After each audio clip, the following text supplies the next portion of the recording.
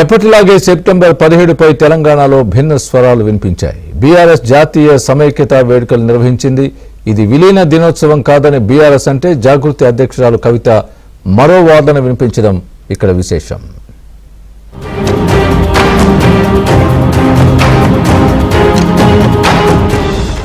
తెలంగాణ భవన్లో జాతీయ సమైక్యత వేడుకలు బీఆర్ఎస్ నిర్వహించింది. ఈ కార్యక్రమంలో పాల్గొన్న పార్టీ వర్కింగ్ ప్రెసిడెంట్ కేటీఆర్ జాతీయ జెండాను ఆవిష్కరించారు. ఈ సందర్భంగా కీలక వ్యాఖ్యలు చేశారు.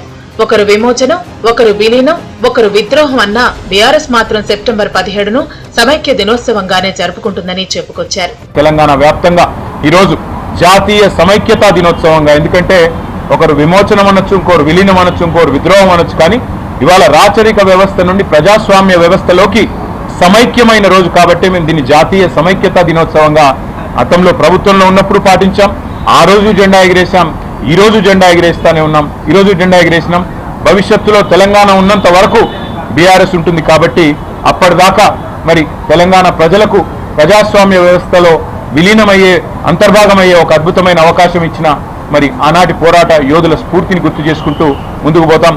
అయితే బీఆర్ఎస్ ను విభేదిస్తున్న జాగృతి అధ్యక్షురాలు కవిత సెప్టెంబర్ 17 తెలంగాణ విలీన దినోత్సవమేనని అన్నారు. విమోచన దినోత్సవంగా పిలవటం ద్వారా ఫెడరల్ స్ఫూర్తికి వ్యతిరేకంగా చరిత్రను వక్రీకరిస్తోందని విమర్శించారు.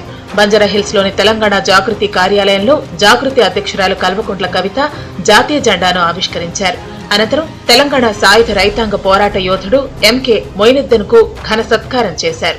సెప్టెంబర్ 17 అంటే మనము భారతదేశంలో విలీనమైనటువంటి రోజు, దేశభక్తిని చాటుకునేటటువంటి రోజు. ఎట్ ద సేమ్ టైం మత సహనాన్ని, మన తెలంగాణలో ఉన్నటువంటి గంగా జమున తహజీబ్ ని ముందుకు తీసుకెళ్లే రోజుగా సెలబ్రేట్ చేసుకోవాలని తెలంగాణ జాగృతి నాయకులకు, కార్యకర్తలకు.